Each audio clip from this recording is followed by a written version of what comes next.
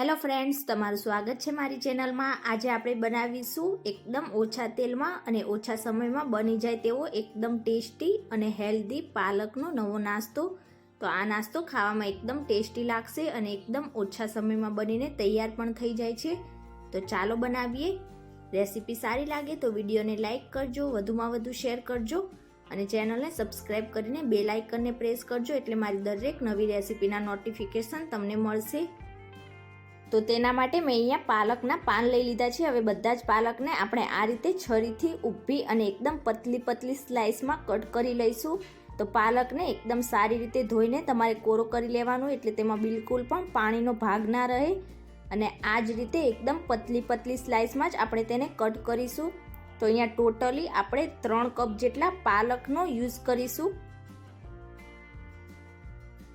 આ જ રીતે બધા જ પાલકને આપણે કટ કરી લઈશું।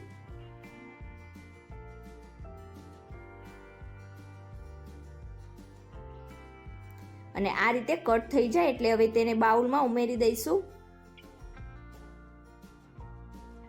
તો અહીંયા એ જ રીતે મેં બીજા પાલકને પણ કટ કરી લીધો છે। તો અહીંયા ટોટલી મેં 3 કપ જેટલા પાલકને આ રીતે ઊભી ઊભી સ્લાઇસમાં અને લાંબી સ્લાઇસમાં કટ કરી લીધો છે। તો એક મિક્સર જાર લઈશું અને તેમાં 3 થી 4 તીખા હોય તેવા લીલા મરચાં ઉમેરીશું।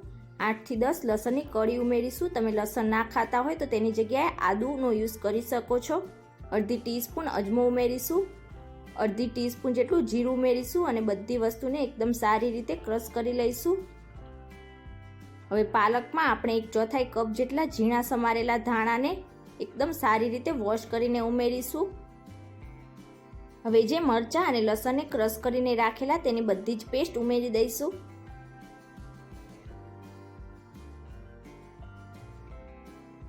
પોણી ટીસ્પૂન કે પછી સ્વાદ પ્રમાણે મીઠું ઉમેરીશું। અડધી ટીસ્પૂન જેટલી હિંગ ઉમેરીશું।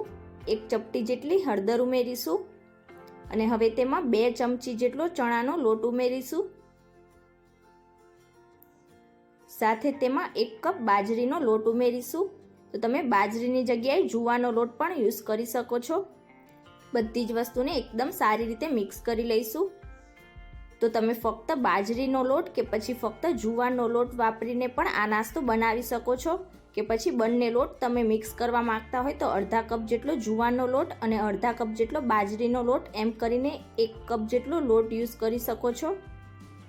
તો થોડીક જ વારમાં આપણે આ રીતે મિક્સ કરીશું એટલે પાલકમાંથી તેનું નેચરલી પાણી રિલીઝ થશે।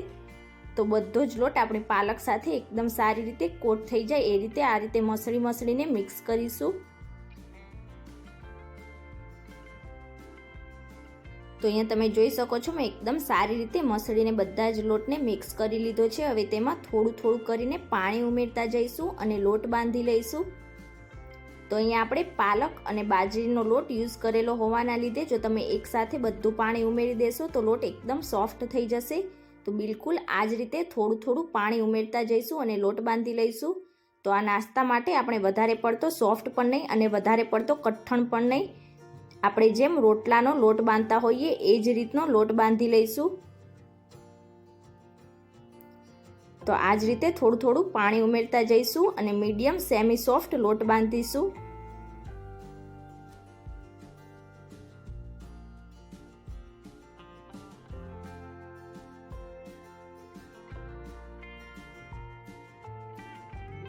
તો અહીંયા તમે જોઈ શકો છો મેં લોટને આ રીતે બાંધી લીધો છે અને તમે લોટ જોઈ શકો છો આ રીતનો સેમી સોફ્ટ છે। અને આટલો લોટ બાંધવામાં મારે ટોટલી 1/4 કપ અને ઉપર 2 ટેબલ સ્પૂન જેટલા પાણીનો યુઝ થયો છે।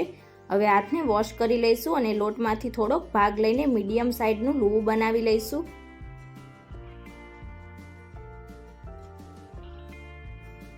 અને તમે જોઈ શકો છો આપણો લોટ આ રીતનો હોવો જોઈએ, હાથમાં બિલકુલ પણ ચોંટતો નથી। હવે આ રીતે એક પાટલો લઈશું અને તેના ઉપર ભીનો રૂમાલ કે કોઈ પણ ભીનું કપડું રાખીશું। ખાસ તમારે ભીનો રૂમાલ જ રાખવાનો છે। હવે આપણે જે લૂવું બનાવેલું તેને આ રીતે સફેદ તલથી એક સાઈડથી કોટ કરીશું અને રૂમાલ ઉપર થોડું પાણી છાંટીને તેના ઉપર લૂવું રાખીશું અને એકદમ હળવા હાથેથી તેને પ્રેસ કરતા જઈને થેપીશું। તો આ જ રીતે બિલકુલ અંદરથી લઈને બહાર સુધી ગોળ શેપ આવે એ રીતે આપણે તેને થેપી લઈશું।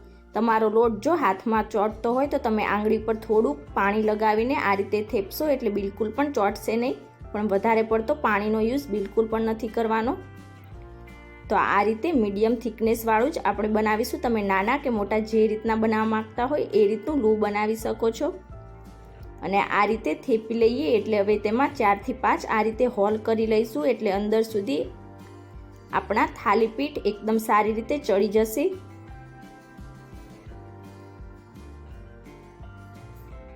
તો જેવી આપણી ભાખરીની થિકનેસ હોય એ જ થિકનેસની આપણે આ થાલીપીઠ બનાવીશું.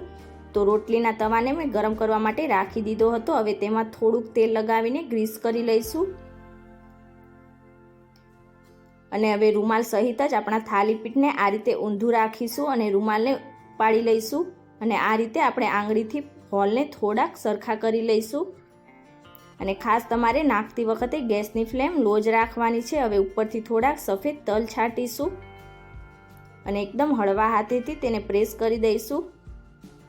તમને જો કોઈ સાઈડથી જાડો ભાગ લાગતો હોય તો તમે આ રીતે આંગળીથી થેપીને તેને થોડુંક પતલું કરી શકો છો.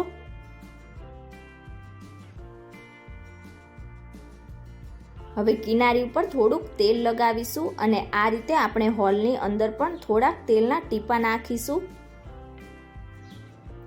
તમે તેલની જગ્યાએ ઘી કે પછી બટરનો ઉપયોગ પણ કરી શકો છો. અને હવે તેને નીચેથી 2 મિનિટ જેવું થવા દઈશું અને 2 મિનિટ જેવું થઈ જાય એટલે આ રીતે તાવેતાથી તેને પલટી દઈશું. અને ફરીથી આપણે એક સાઈડથી થોડુંક તેલ છાંટીશું અને ફરીથી તેને 2 મિનિટ જેવું નીચેની સાઈડથી પણ થવા દઈશું.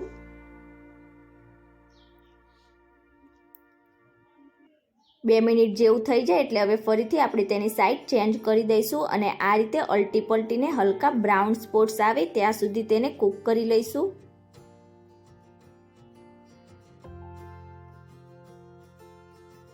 તો અહીંયા તમે જોઈ શકો છો આપણા થાલીપીઠમાં આ રીતે બ્રાઉન સ્પોટ્સ આવી ગયા છે. તો હવે તેને પ્લેટમાં નીકાળી લઈશું અને આ જ રીતે બાકીના બીજા બધા થાલીપીઠ થેપીને આપણે શેકીને તૈયાર કરી લઈશું.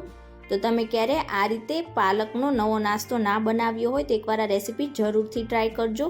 તમે સવારે બનાવો તો ચા સાથે બહુ જ ટેસ્ટી લાગશે અને જો નાસ્તા માટે બનાવો તો તમારે ટોમેટો કેચઅપ કે દહીં સાથે તેને સર્વ કરવાનું બહુ જ ટેસ્ટી લાગશે અને હેલ્ધી પણ બનશે.